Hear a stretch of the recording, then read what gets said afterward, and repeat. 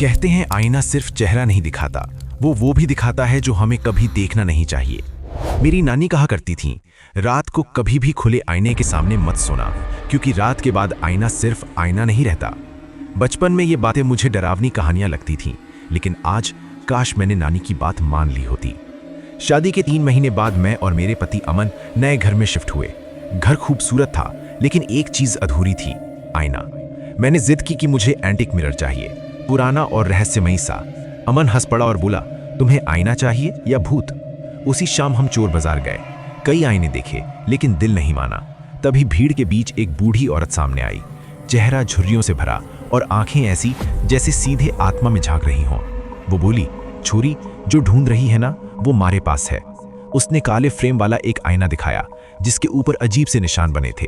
वो फुसफुसाई, ये आईना किसी माँ का है जिसका बच्चा अधूरा रह गया। मेरा दिल अजीब तरह से धड़कने लगा। फिर भी न जाने क्यों मैंने वो आईना खरीद लिया। उस रात आईना बेडरूम में ठीक मेरे सामने लगाया गया। रात के ठीक 12 बजे मेरी नींद टूटी। कमरा ठंडा लग रहा था। जैसे ही मैंने आईने की तरफ देखा, वहां मैं नहीं थी, वहां एक औरत खड़ी थी, गर्भवती, खून से सनी हुई, और उसके पैरों के पास एक छोटा बच्चा फर्श पर घिसट रहा था। मेरी चीख निकल गई, लाइट जली और सब गायब था। अमन ने कहा, डरावने सपने देखना बंद करो। अगली रात मेरे कानों में एक धीमी लोरी गूंजने लगी, सो जा माँ। कमरे में कोई बच्चा नहीं था, लेकिन आईने में 2 छोटे हाथ कांच के अंदर से बाहर निकलते दिखाई दिए। मैं डर के मारे पीछे हट गई। तीसरी रात आईना अपने आप धुंधला होने लगा और एक औरत की आवाज आई, तूने हमें मारा था। मेरे सिर में तेज दर्द उठा और तभी मुझे 1 साल पहले का वो एक्सीडेंट याद आ गया, जब मेरी गाड़ी से एक गर्भवती औरत और उसका बच्चा कुचल गए थे और मैं डर के मारे वहां से भाग गई थी।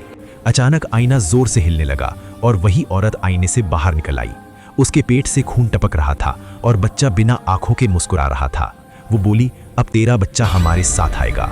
मैं रो पड़ी और चिल्लाई, माफ कर दो, मुझे माफ कर दो।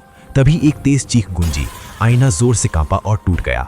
सुबह अमन ने मुझे फर्श पर बेहोश पाया। डॉक्टरों ने बताया कि शॉक की वजह से मेरा मिसकैरेज हो गया था। आईना गायब था, लेकिन आज भी जब मैं अकेली होती हूँ तो किसी कांच में से एक आवाज आती है, माँ। क्योंकि आईना टूट सकता है, पर उस पार की दुनिया कभी खत्म नहीं होती।